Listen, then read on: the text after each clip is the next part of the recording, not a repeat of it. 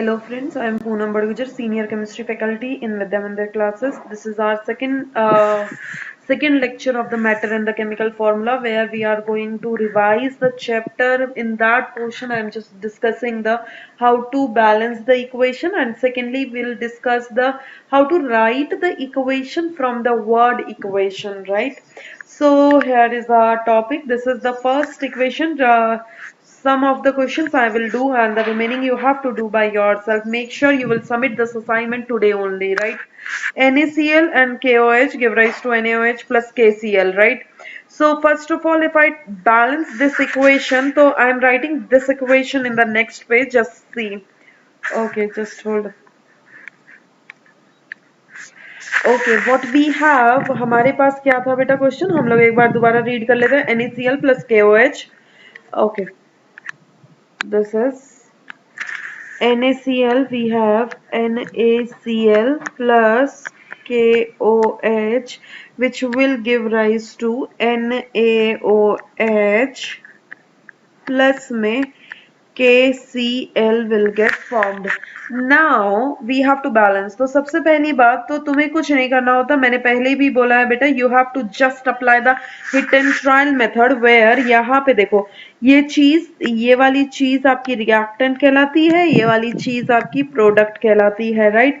यहाँ पे तुम्हें नंबर ऑफ एटम्स देखना है. यहाँ पे सोडियम के नंबर ऑफ एटम्स है 1, यहाँ पे क्लोरीन के एटम्स है 1, यहाँ पे पोटेशियम के आयंस है 1, ऑक्सीजन यहाँ पे है 1, हाइड्रोजन है यहाँ पे 1. अगर मैं यहाँ पे बात करूं, this is just I am telling you to write the things in your examination, but balancing is done on in your mind. That is the hit and trial method से आपको just करना है. अगर मैं प्रोडक्ट साइड में देखूं तो बेटा यहाँ पे सोडियम भी 1 है, क्लोरीन भी 1 है, पोटेशियम भी 1 है और ऑक्सीजन भी 1 है, and hydrogen is also 1. That means this equation is already balance, so it is not needed to be balance. तो सारी की सारी इक्वेशन ऑलरेडी बैलेंस है, तो हम इसके लिए कुछ भी नहीं करेंगे. हम लोग आगे प्रोसीड करेंगे. जो अनबैलेंस्ड इक्वेशन है उसे देखेंगे. बिफोर प्रोसीडिंग टू एनीथिंग हमें ये देखना है कि वो ऑलरेडी बैलेंस तो नहीं है इक्वेशन. कहीं आप बैलेंस करने बैठ जाओ और ऊपर से वो पहले से ही बैलेंस हो तो फिर आप क्या करोगे, राइट? तो हमें कुछ नहीं करना होता है वैसी इक्वेशंस के लिए. तो now we are going to discuss the next equation. तो नेक्स्ट इक्वेशन मैं बेटा आपके साथ लेती हूँ, that is MgO plus Li2SO4. तो मैं यहाँ पे आपके साथ में इक्वेशन ले लेती हूँ बेटा. That is basically this is MgO plus Li2SO4 equation थी. तो इससे क्या बनेगा, MgSO4 बनेगा प्लस Li2O बनेगा, राइट? Li2O बनेगा. अब इस इक्वेशन को मुझे क्या करना है बेटा, बैलेंस करना है, right?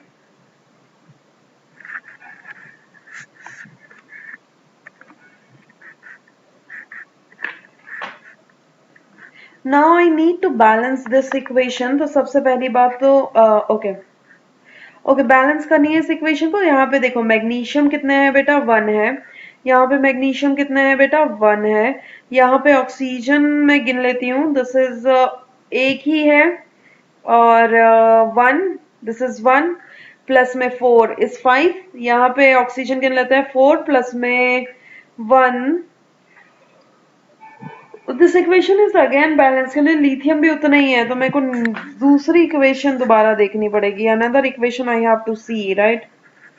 Okay, will proceed to another equation over here.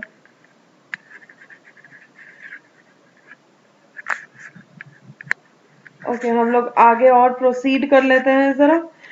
Will proceed to another equation. We have silver plus copper nitrate वाली इक्वेशन ले लेते हैं हम लोग. तो मैं यहाँ पे आपके साथ में एक इक्वेशन लिख देती हूँ. आपके स्क्रीन पे आपको एक इक्वेशन दिखेगी, दैट इज सिल्वर प्लस में copper nitrate will give rise to silver nitrate पहली चीज, प्लस में कॉपर देगा, राइट? अब इस इक्वेशन को मुझे बेटा क्या करना है, बैलेंस करना है. अगर मैं इसे बैलेंस करूंगी तो मैं पेन चेंज कर लेती हूँ. यहाँ पे देखो, यहाँ पे सिल्वर है 1, यहाँ पे भी सिल्वर क्या है बेटा 1, यहाँ पे कॉपर कितने हैं 1, यहाँ पे कॉपर कितने हैं 1, ओके। यहाँ पे बेटा नाइट्रेट NO3 अगर तुम देख पा रहे हो तो वो होल की पावर में 2 है ना, होल 2 है, तो यहाँ पे NO3 कितने हैं बेटा 2 है, तो यहाँ पे NO3 कितने हैं 1 है, so this is multiply by 2, right? Now अगर मैं यहाँ पे 2 से मल्टीप्लाई करूंगी तो you will find over here कि यहाँ पे सिल्वर हो गए 1 बट यहाँ पे सिल्वर अब 2 हो गए हैं, so I need to multiply the 2 over here also, right? Understood? This is the balance. Now counting the silver, over here is the 1, here is the 2, here is copper is 1, nitrate is 2, silver is 2 over here in the product side and nitrate is अब 2 हो चुके हैं and copper यहाँ पे 1 है, तो that means this equation is balanced, okay? ये equation बेटा आप बैलेंस हो चुकी है। हम आगे बढ़ लेते हैं। अगर मैं आगे बढ़ती हूँ तो मेरे पास में मैं इनमें से कोई एक इक्वेशन ले लेती हूँ। मैं पहली वाली ले लेती हूँ Na3PO4 प्लस KOH। यहाँ पे बेटा आपकी स्क्रीन पे इक्वेशन है Na3PO4 प्लस KOH। तो ये इक्वेशन आपको क्या बन जाएगा, this will form NaOH plus में K3PO4. Now this equation I need to balance it. So how I can balance it?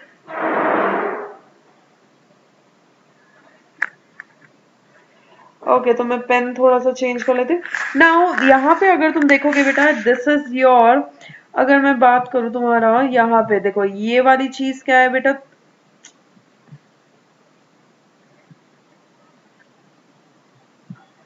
this thing is your reactant and this thing is your product, right? अगर मैं यहाँ पे बात करूँ तो ये देखो सोडियम कितने हैं 3 है, यहाँ पे सोडियम कितने हैं बेटा 1 है, तो this has to be multiplied by 3, okay? Phosphate PO4 as it is है, PO4 एज इट इज है, ये यहाँ पे 1 है, वहां पे भी 1 है। यहाँ पे पोटेशियम 1 है बेटा, यहाँ पे पोटेशियम कितने 3 है, सो यहाँ पे मुझे इससे किससे मल्टीप्लाई करना पड़ेगा 3 से मल्टीप्लाई करना पड़ेगा, राइट? अब के OH यहाँ पे एज इट इज 3 है, यहाँ पे भी देखोगे OH क्या हो चुके हैं बेटा अब 3 हो चुके हैं, तो ये बैलेंस हो चुकी है। Now remaining examples, these examples you have to solve by yourself and submitted, right? अब यहाँ पे बेटा वन ऑफ द इक्वेशन आता है कि मुझे इक्वेशन दे रखी है वर्ड फॉर्म में, बट उससे मुझे इक्वेशंस को लिखना आना चाहिए, तो इक्वेशंस को लिखते कैसे हैं वो मैं यहाँ पे आपको बता देती हूँ, राइट?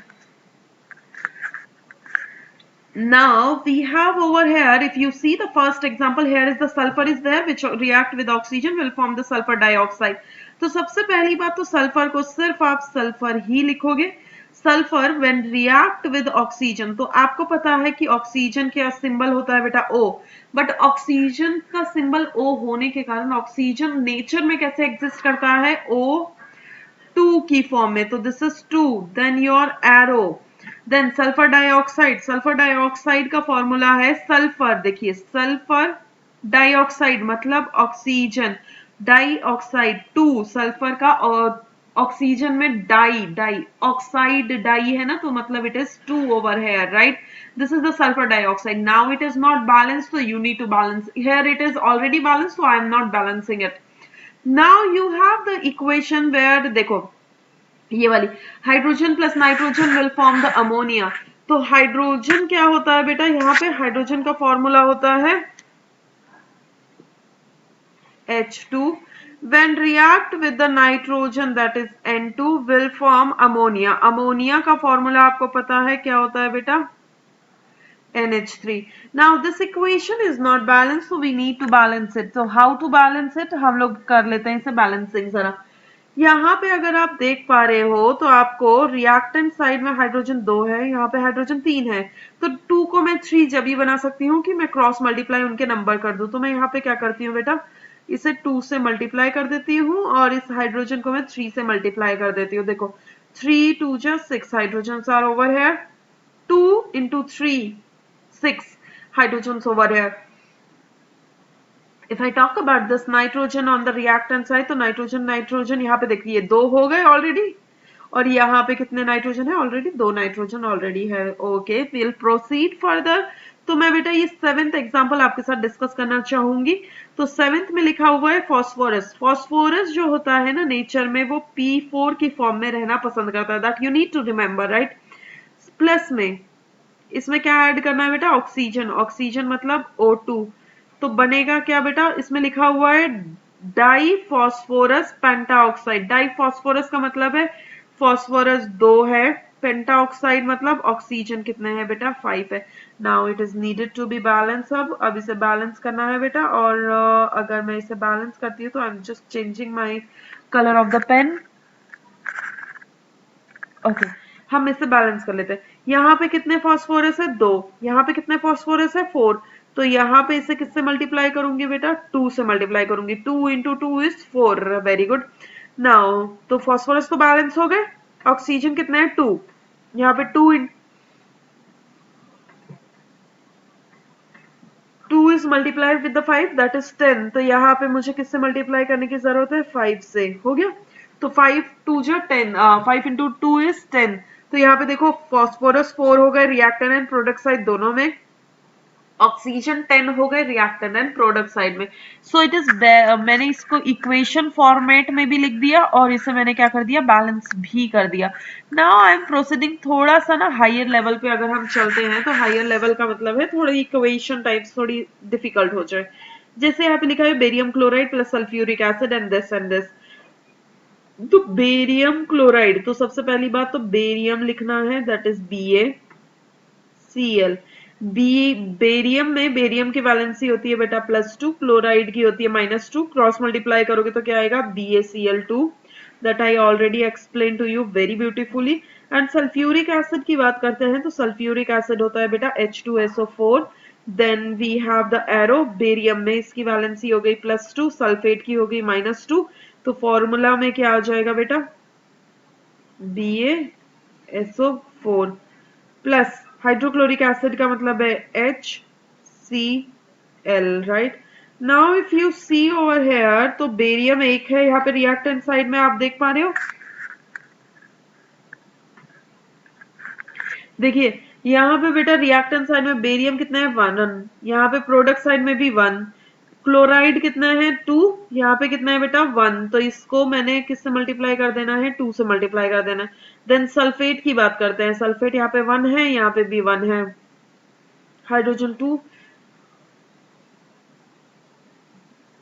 अगर आप देख पा रहे हो तो ये इक्वेशन अब आपके पास बैलेंस हो चुकी है, right. Remaining equations you have to balance by yourself. मैंने यहाँ पे 11th क्वेश्चन में ना ईथेन लिखा हुआ है, तो ईथेन आपने वर्ड सुना नहीं है, but I have provided the equation, chemical formula of the ethane, तो आप वहां से उसका फॉर्मूला देख सकते हो। अब आपको क्या करना है, एक बैलेंसिंग इक्वेशन एक करनी है। दूसरी चीज, बैलेंसिंग करने के बाद भी वर्ड इक्वेशंस को लिख के बैलेंस करना है, right. This you have to do and please submit it as soon as possible, because delay बेटा चेकिंग में प्रॉब्लम करता है। ठीक है guys, thank you so much guys.